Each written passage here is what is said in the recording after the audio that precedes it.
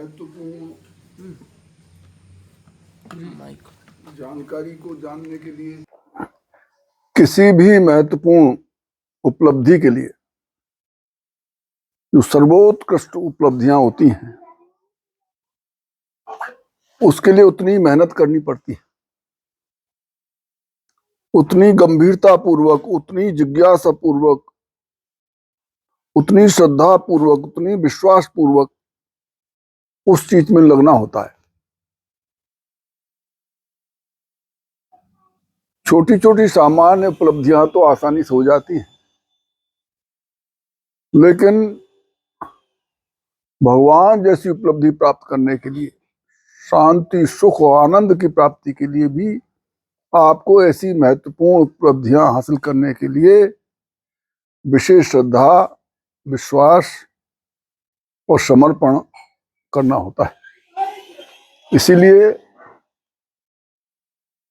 इसकी प्राथमिकताओं को निश्चित किया जाता है। भाई हमारे लिए सबसे ज्यादा प्राथमिक चीज है क्या, सबसे इंपॉर्टेंट चीज दुनिया में क्या है, उसको जब प्राथमिकताएं सुनिश्चित कर लोगे तब वो चीज प्राप्त होगी।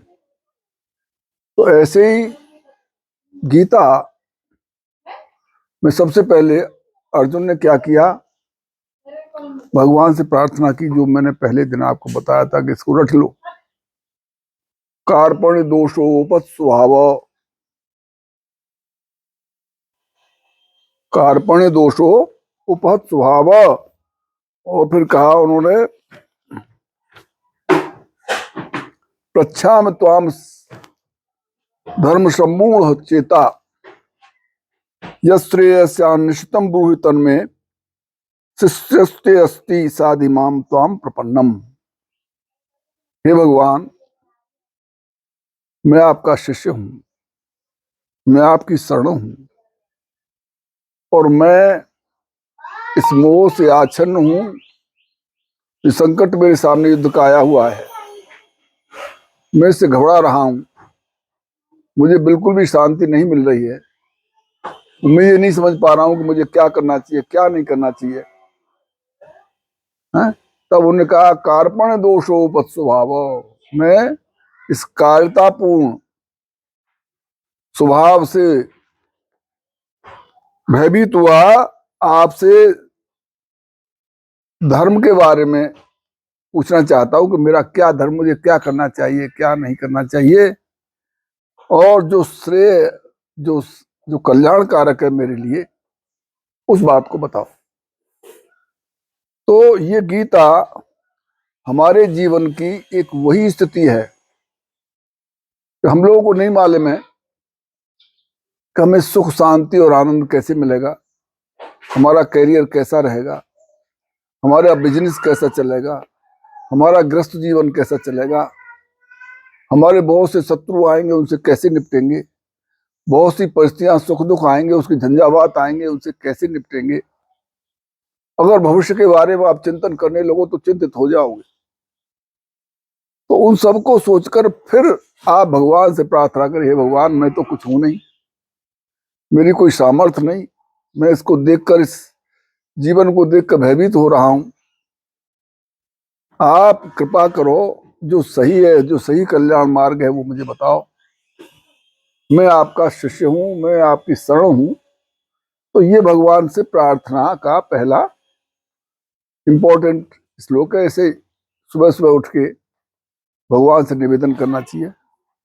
कार्पण्य दोषोपहत स्वभाव और प्रच्छाम त्वाम धर्म सम्मूढ़ चेता यत् श्रेय स्यात् निश्चितं ब्रूहि तन्मे शिष्यस्ते अहम साधमाम त्वाम प्रपन्नम। तो ये तुमने पहले दिन आपको बताया था।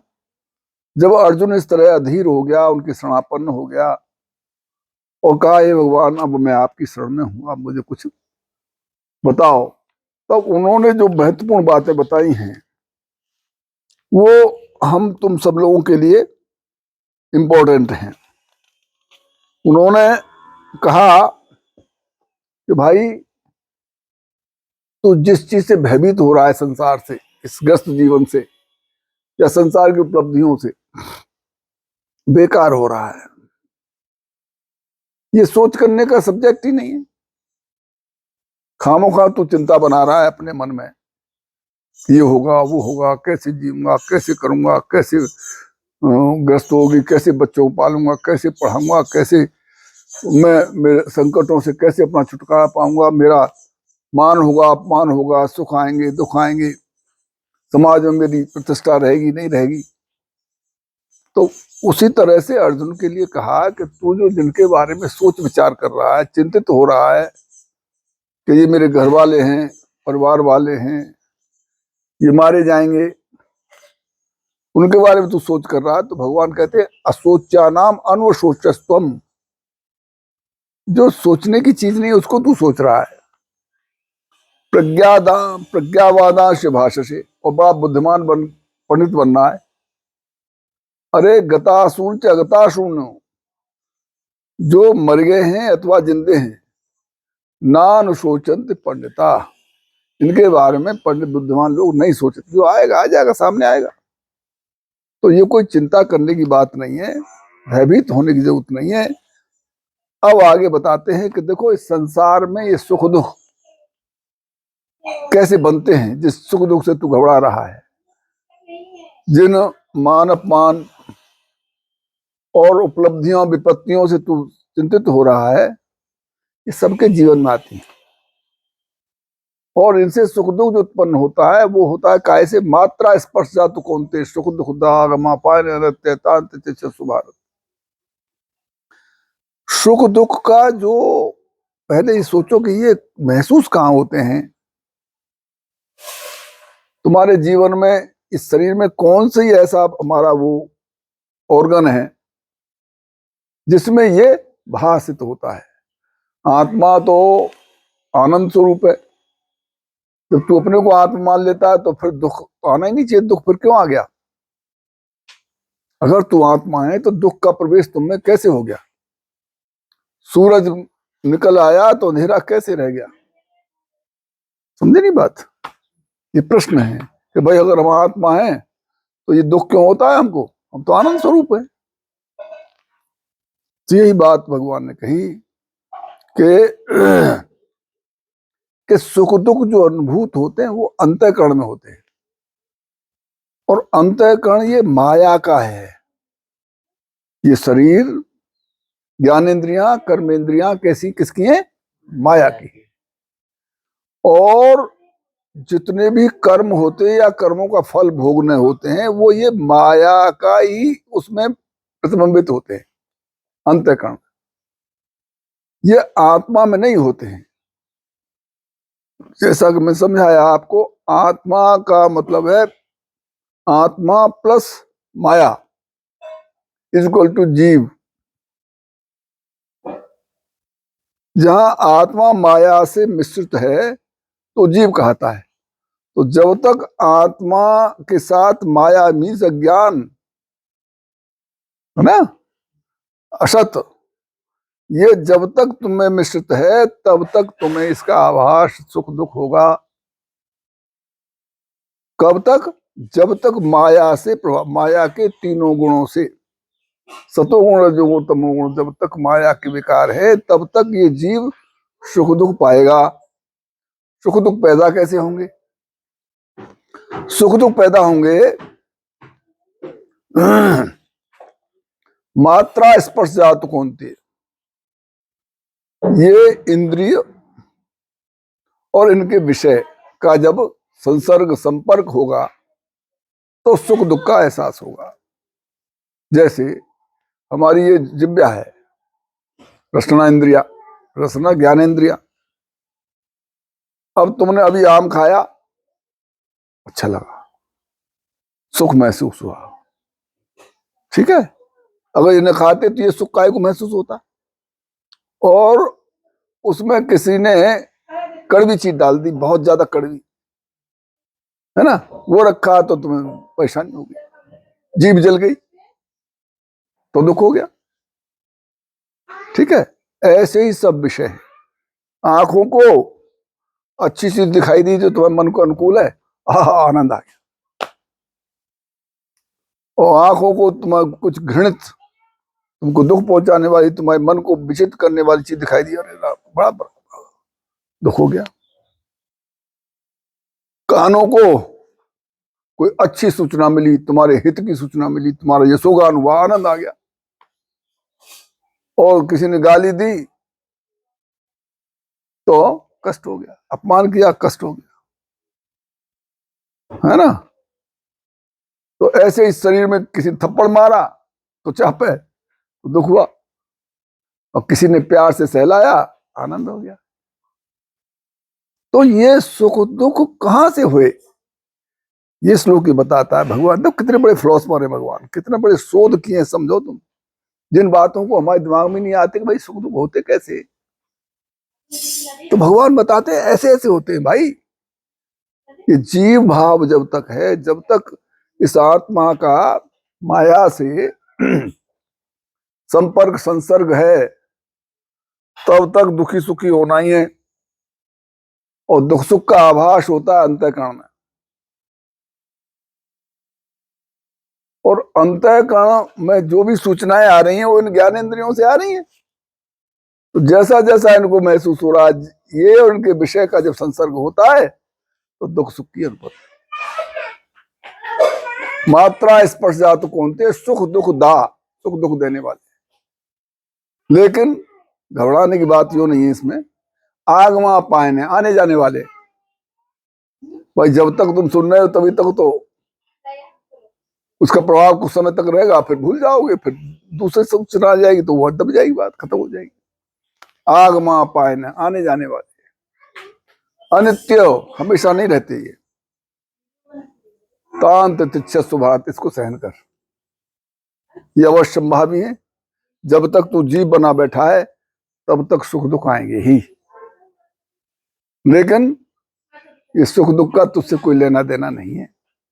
तू आत्म तत्व है, जब इस माया से हट करके त्रिगुणातीत होगा। त्रिगुणातीत का मतलब सतोगुण रजोगुण तमोगुण, जब गुण तुझ में नहीं बरतेंगे, तुरी अवस्था में आ जाएगा। तो ये माया के जो झंझावात हैं, ये इंद्रियों के विषय तुझे प्रभावित नहीं करेंगे। उस वक्त ये 6 चीजें जो शरीर की ऊर्मियां हैं, उनसे आदमी ऊपर उठ जाता है। वो क्या है? सर्दी गर्मी, भूख प्यास और सुख दुख, ये शरीर के धर्म है 6। सर्दी गर्मी, भूख प्यास और सुख दुख। तो इनसे वो व्यक्ति जो त्रिगुणातीत हो जाता है, त्रिय अवस्था होता है, जो अवधूत अवस्था में होता है, जो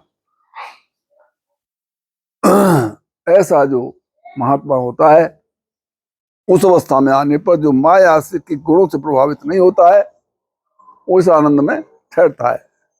तो इसलिए तू इस अपने ग्रस्त जीवन के बारे में, कैरियर के बारे में तू चिंता मत करे, ऐसा भगवान ने कहा। मात्रा स्पर्श जात कौनते शीतोष्ण सुख दुखदा, आगमा पायने नित्य तांत चित्सस्व भारत। और फिर क्या कहा?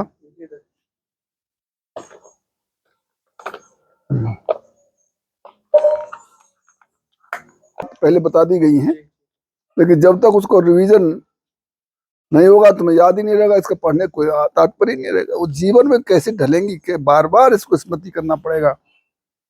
फिर आगे भगवान ने एक बात और कही थी कि जो इस मात्रा स्पर्शा से उत्पन्न होने वाले इंद्रियों विषयों के संपर्क से होने वाले सुख दुखों से व्यथित नहीं होते हैं। एक तो व्यक्ति हाय रे हाय मरी हो, मैं तो चिंता में आसक्त हो गया, मरा जा रहा है, और दुखी में दुखी हो गया। एक तो वो है, एक होते हैं बिल्कुल बेपरवाह, ठीक होगा सारा देखा, उससे व्यथित नहीं होते। भगवान कहते हैं यमहिन व्यथ्यन्त्यन्ते, जो व्यथित नहीं होते हैं, पुरुषम पुरुष सब सम सुख दुखम धीरम सोमृताय कल्पते। जो इन इंद्रियों के विषयों में आने वाली घटनाओं के संबंध में, इन सुख दुखों में समान रहते हैं, न दुखी न सुखी। जो धीर पुरुष हैं, धीर पुरुष कहते हैं कि जिन्होंने, जो सेंसेशन आ रहा है हमारे अंदर ज्ञान इंद्रियां कर्म इंद्रियों से, उनको दृढ़ता पूर्वक रोक लिया है, उस मैसेज को अंदर जाने नहीं दे रहा है,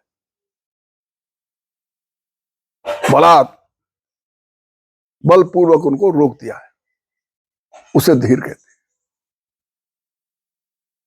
इंद्रियों को, मन को जिसने बस में कर लिया है, सो अमृताय कल्पते, वो अमृत को प्राप्त होते हैं, अमरता को प्राप्त होते हैं, वो आनंद को प्राप्त होते हैं। ठीक है। अब जो सबसे इंपॉर्टेंट बात गीता में अगली बात कही उन्होंने कहा, नास्तो विद्यते भावो ना भावो विद्यते असतः।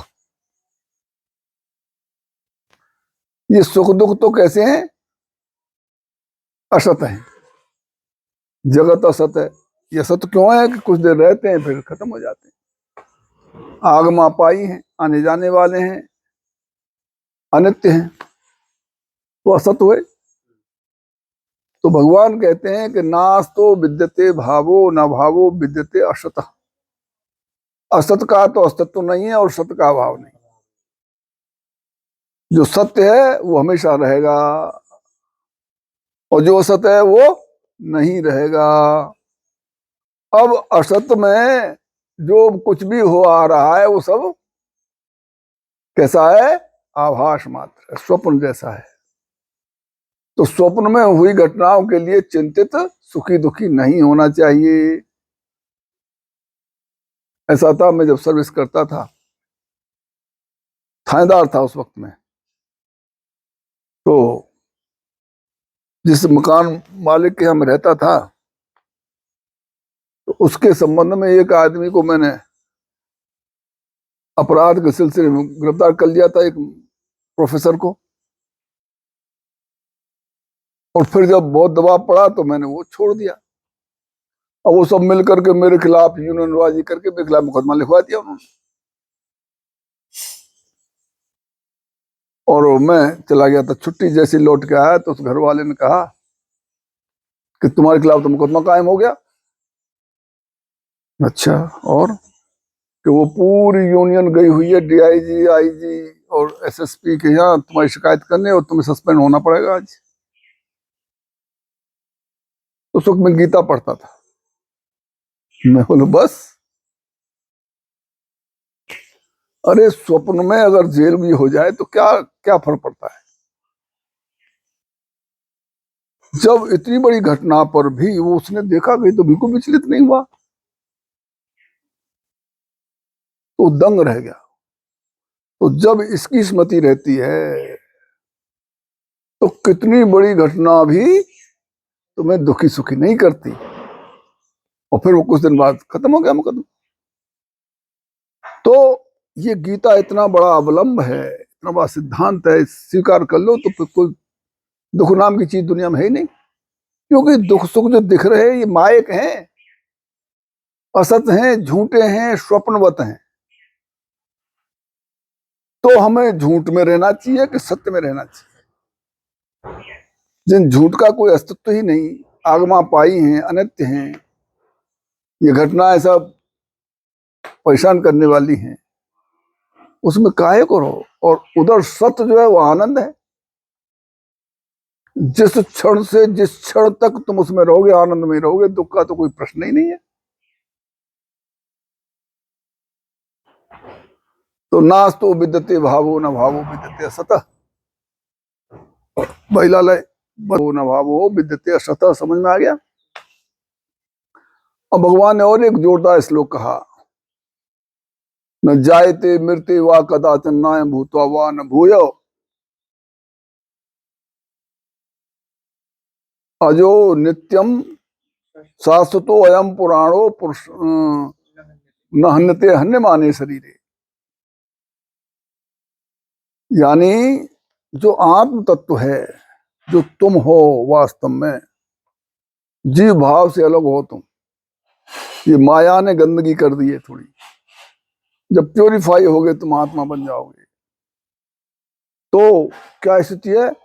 उसका कभी न जन्म होता है न कभी मृत्यु होती है। अर्थात तुम्हारा न कभी जन्म होता है न कभी मृत्यु होती है। आत्मा का कभी जन्म मरण न जायते मृत्यु वा कदाचन, कभी भी नायम भूतवा वा न भू, न कभी हुआ है न आगे होगा।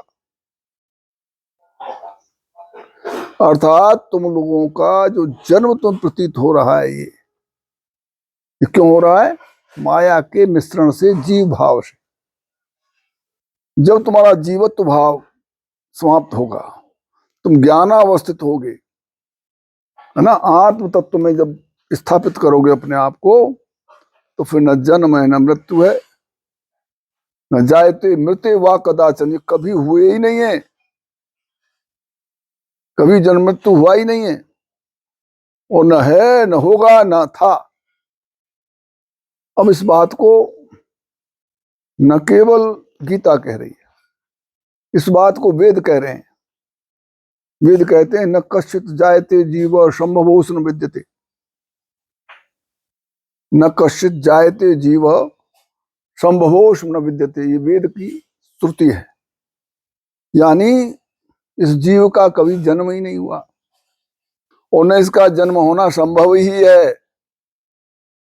न कश्चित जायते जीव संभवोस न विद्यते, इस जीव का कभी जन्म ही नहीं हुआ, न इसका जीवन होना संभव ही है, ये वेद कहते हैं। फिर भगवान दत्तात्रेय कहते हैं न जातो न मृतोसी त्वम न ते देह कदाचनो, न जातो न मृतोसी तुम, न तेरा कभी जन्म हुआ न कभी तेरी मृत्यु हुई है। न जातो न मृतोसी तुम न ते देह कदाचन हो, ये देह भी तेरी कभी नहीं थी न है। तुम्हें परमम तत्वम, तू तो परम तत्व आत्मा है। अतः किम पर तप्यते, तो फिर क्यों दुखी सुखी होता है? भगवान दत्तात्रेय ने कहा है न जातो न मृतोसी तुम न ते देह कदाचन, तुम्हें परमम तत्वम अतः किम पर तप्यते। और एक जगह कहा है दत्तात्रेय जी ने, जन्म मृत्यु न ते चित्तम बंद मोक्ष शुभाशुभ, कथम रोदसी रे वत्स नाम रूपम न ते नमे। हाँ भाई, तो दत्तात्रेय जी कहते हैं कि ये जन्म मृत्यु जो है ये आत्मा के नहीं है।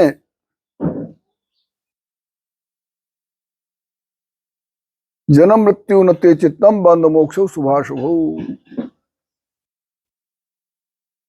जन्म मृत्यु तेरे नहीं है। जब जन्म मृत्यु नहीं है तो कोई कर्म भी तेरा नहीं है। भाई जन्म होने पर ही तो ये कर्म बनेंगे, ना शुभ शुभ कोई कर्म है न पाप पुण्य है। जन्म मृत्यु न चित्तम बंद मोक्ष, न बंद है न मोक्ष है, न शुभ है न अशुभ है। अरे तू तो आत्म तत्व है, तो फिर इसकी क्यों खामोखा परेशान हो रहा है? अब बात ये आती है, हम कहते हैं भाई जन्म मृत्यु नहीं है, चलो फिर आप एक प्रश्न कर सकते हो कि भाई जन्म मृत्यु नहीं है तो फिर ये जन्म मृत्यु से दिख क्यों रहे हैं? हम कोई कर्म करते हैं तो हमें दंड क्यों मिलता है? हम कोई सुख का कर्म करते हैं तो सुख मिलता है, दुख का कर्म करते हैं तो दुख मिलता है। और कर्म जो है, आप बार बार कहते भी हैं, हम भी कहते हैं, सब कहते हैं, शास्त्र कहते हैं कि कर्म बिना फल दिए मानता नहीं, कर्म का फल अवश्य होता है। तो आप कहोगे तो कंट्राडिक्टरी होगी बात, विरोधाभास है। एक तरफ तो आप कह रहे हो कि शुभ अशुभ कर्म कुछ नहीं है, बंध मोक्ष कुछ नहीं है, सुख दुख कुछ नहीं है, और एक तरफ कह रहे हो कर्म का फल मिलेगा, बुरा कर्म करोगे बुरा फल मिलेगा, अच्छा कर्म करोगे तो अच्छा फल मिलेगा। तो दोनों विरोधी बातें की। लेकिन ये उनके लिए जो तत्व को मर्म से नहीं जानते। कैसे? कि देखो, आत्मा स्थिति पर जब तुम आत्मा बन जाओगे, आत्मा तो हो ही, जब आत्मस्थ हो जाओगे और इस माया के तीनों गुणों से उठ जाओगे, सतोगुण रजोगुण तमोगुण से उठकर तुम तुरीय अवस्था में आ जाओगे, तो तुम्हारा जीव भाव नष्ट हो जाएगा और तुम आत्मा बन जाओगे, आत्मा में स्थित आत्मा हो जाओगे। तो अब रहा शरीर, आत्मा का कोई शरीर नहीं होता। जितने शरीर हैं ये असत हैं, माया के अंतर्गत हैं। नास्तो विद्यते भावो न भावो विद्यते असतः। सत है आत्मा और असत है ये पूरा जगत शरीर के साथ। तो जब ये है नहीं तो कर्म काय से होंगे?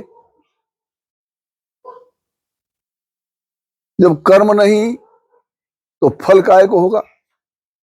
जो कर्म खराब नहीं था तो टांग कैसे टूटी? ये टांग इसलिए टूटी कि तुमने अपने आप को शरीर मान रखा था। जब तक तुम शरीर मानोगे तब तक तुम पे कर्मों का आवरण रहेगा, कर्मों का फल मिलेगा।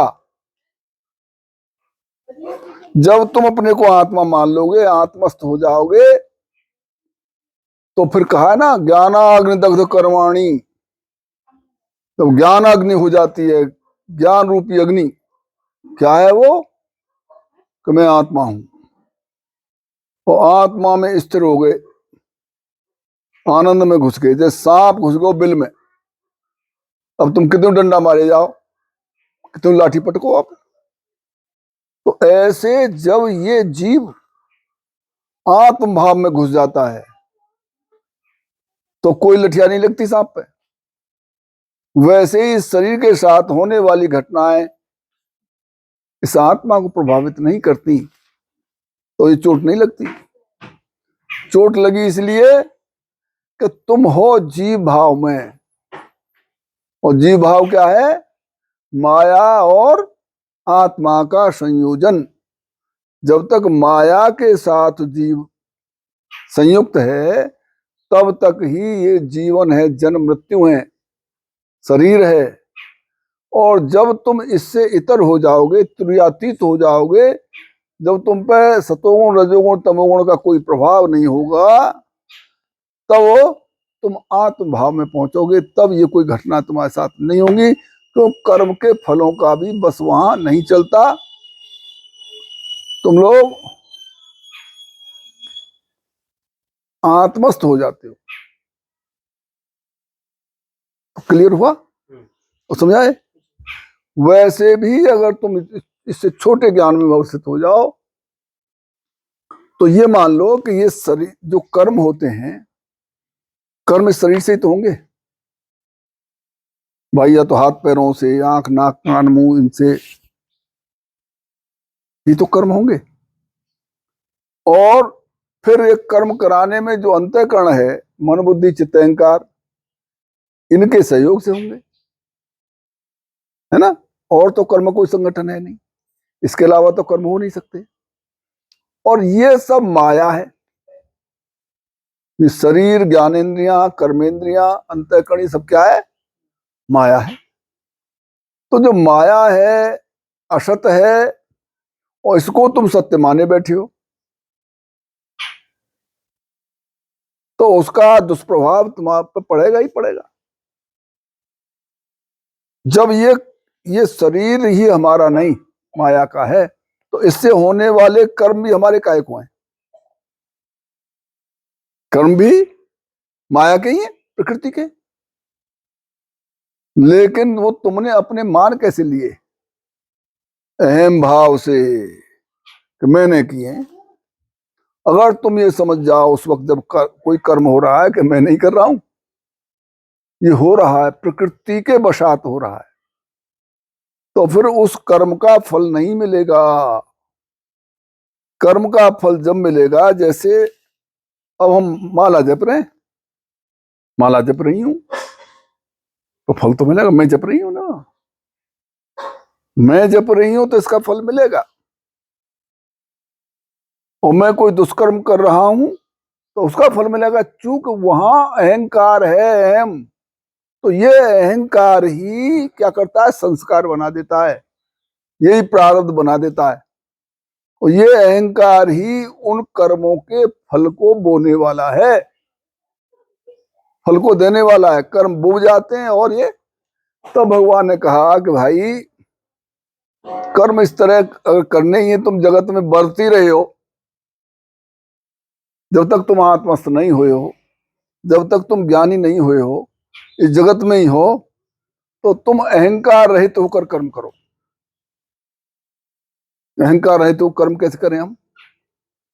अहंकार रहित होकर कर्म ऐसे करो कि ये हाथ पैर अंतःकरण प्रकृति का है, प्रकृति के द्वारा ही कर्मों का संचालन हो रहा है।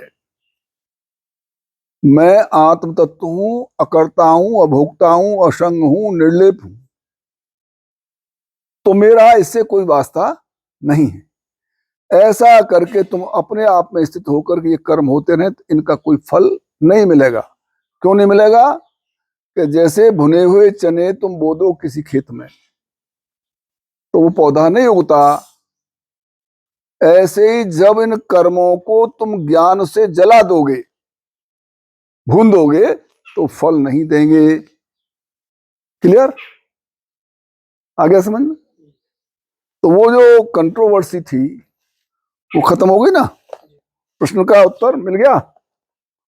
अब आगे भगवान कहते हैं, अजो नित्य शाश्वतोयम पुराणो न हन्य माने न हन्यते हन्य माने शरीरे। यानी अब तुम्हारा वर्णन करते हैं कि तुम हो क्या, ये आत्मा कैसा है, इसका ध्यान कैसे करें, आत्मा का हम आत्मा में स्थित कैसे हों, ये महत्वपूर्ण बात है। ये संपूर्ण तपस्या जप तप का फल है, इसमें स्थित हो जाने पर। तो ये ध्यान की चीज है। कैसे होगा ध्यान? भगवान कह रहे हैं, अजो नित्य शाश्वतो अयम पुराणो, तू कैसा है? अजन्मा, तेरा तो जन्म ही नहीं हुआ। आत्मा कैसा, उसका जन्म नहीं होता। तो मैं कहता हूं मेरा जन्म इस शरीर, तो मैं हूं नहीं। तो आंख बंद करके सोचो, मैं शरीर नहीं हूं। अजो, ये ध्यान है। आंख बंद करके एकांत में बैठ के सोचो कि मैं शरीर तो हूं नहीं। शरीर रहित होके सोचो, अजन्मा नित्यो। और एक बात और देखो फिर इसमें, शरीर तो है नहीं, लेकिन मैं हमेशा हमेशा हूं। मैं नित्य हूं, शाश्वत हूं, अनादि हूं, अनंत हूं। मैं अब भी मौजूद हूं। मैं जब छोटा सा था तब भी मैं ही था, इतना बड़ा हुआ तो भी मैं था, इतना बड़ा हो गया तो भी वही था, इतना बड़ा हो गया तो भी वही था, और मैं बुढ़ा हो गया तो भी मैं हूं, और जो का त्यों हूं। मैं वही था जो बचपन में था, मैं वही था जो किशोरावस्था में था, मैं वही था जो युवावस्था में था, मैं वही हूं जो वृद्धावस्था में हूं। तो मुझ में तो कोई परिवर्तन हुआ नहीं, इसलिए मैं सत हूं। मैं सत हूं, स्थिर हूं, हमेशा हूं, एक सा हूं। मैं इस जन्म से पहले भी था। जो जन्म, इस शरीर का जन्म जो दिख रहा है अज्ञान से, इससे पहले भी मैं था, तभी तो जन्म हुआ। और मृत्यु के बाद भी मैं रहता हूं, तभी तो मृत्यु के बाद रहते, तभी तो तुम जन्म लेते हो आके। तू इधर इधर देखेगी, उधर देखेगी, अजह अजन्मा हूं, नित्य हूं, शाश्वत हूं, सनातन हूं।